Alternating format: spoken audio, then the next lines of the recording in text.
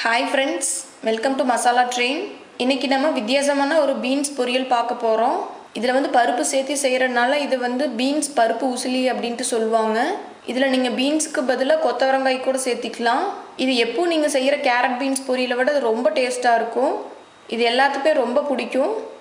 இப்போ எப்படி செய்யலாம்னு பார்க்கலாம். துவரம் பருப்பு 3 டேபிள்ஸ்பூன் எடுத்துக்கங்க. கடலை பருப்பு 3 டேபிள்ஸ்பூன் எடுத்துக்கலாம். வரமிளகாய் 4 எடுத்துக்கங்க. இது வந்து 1/4 கப் அளவுள்ள மெஷரிங் கப். இதில் வந்து பாதி அளவு வந்து பருப்பு எடுத்துட்டிங்கன்னா போதும். 2 பருப்புமே சரிசமமாக 1/4 கப் கம்மியாக எடுத்துக்கங்க. ஒருவேளை உங்கள்கிட்ட மெஷரிங் கப் இல்லைன்னா இந்த மாதிரி ஒரு சின்ன கப்பில் ஒரு 1/2 கப் எடுத்தீங்கன்னா போதும். 2 பருப்புமே 1/2 கப் எடுத்துக்கங்க. இதில் பருப்பு வந்து கூட குறைய இருந்தாலும் ஒன்றும் பிரச்சனை இல்லை. ஒரு டைம் செஞ்சு பார்த்துட்டிங்கன்னா உங்களுக்கு தெரிஞ்சிடும். இப்போ இந்த 2 பருப்பையும் ஊற வச்சுக்கலாம். இதை வந்து ஒரு 2 மணி நேரம் ஊற வச்சுருங்க.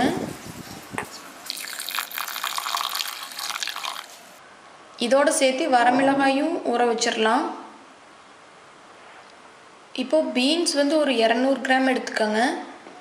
பீன்ஸில் வந்து இப்போ 2 டைப் வருது. இந்த மாதிரி பச்சை கலரில் இருக்கிற பீன்ஸ் எடுத்துக்கோங்க. அதுதான் நல்ல டேஸ்ட்டாக இருக்கும். இதை வந்து சின்ன சின்ன பீஸாக கட் பண்ணி வச்சுக்கோங்க.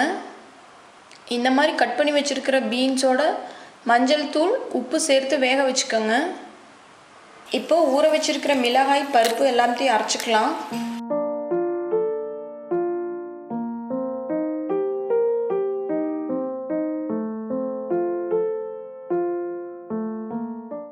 இதோட கொஞ்சமாக பெருங்காயம் சேர்த்திக்கோங்க. பருப்புக்கு தேவையான அளவு உப்பு சேர்த்திக்கலாம். இதை வந்து தண்ணி சேர்க்காமல் அரைச்சிருங்க. வடை பருப்புக்கு எப்படி அரைப்பீங்களோ அந்த மாதிரி கரகரப்பாக அரைச்சிருங்க. அரைச்சி வச்சுருக்கிற பருப்பை இப்போ இட்லி பாத்திரத்தில் வச்சு வேக வச்சிடலாம். இதை வந்து ஒரு 10 நிமிஷம் வேக வச்சுருங்க. இப்போது பருப்பு நல்லா வெந்துருச்சு. இதை எடுத்து தனியாக எடுத்து வச்சுக்கலாம். இதை வந்து நல்லா உதிரி உதிரியாக உடச்சி விட்டுருங்க. வேக வச்சுருக்கிற பீன்ஸும் ரெடி ஆகிடுச்சு. இப்போது இந்த 2ஐயும் தாளிச்சிடலாம். ஒரு கடாய் வச்சுக்கோங்க. எண்ணெய் வந்து ஒரு 3 டேபிள்ஸ்பூன் ஊற்றிக்கலாம். எண்ணெய் காஞ்சதுக்கப்புறம் கடுகு சேர்த்திக்கோங்க. கடுகு பொரிஞ்சதுக்கப்புறம் உளுந்து பருப்பு சேர்த்திடலாம். உளுந்து பருப்பு வந்து கொஞ்சம் நிறையா சேர்த்துனீங்கன்னா அது வாய்க்கு வரும்போது நல்லா டேஸ்ட்டாக இருக்கும். உளுந்து பருப்பு செவந்ததுக்கப்புறம் உடச்சி வச்சுருக்கிற பருப்பு சேர்த்திடலாம். இதை வந்து ஒரு 2லேருந்து 3 நிமிஷம் நல்லா வதக்கிடுங்க. தீ வந்து மிதமான சூட்டில் வச்சுருங்க. இல்லை அதுக்கு கம்மியாக கூட வச்சுக்கலாம். இதோட கருவேப்பிலை ஒரு கொத்து சேர்த்திடுங்க.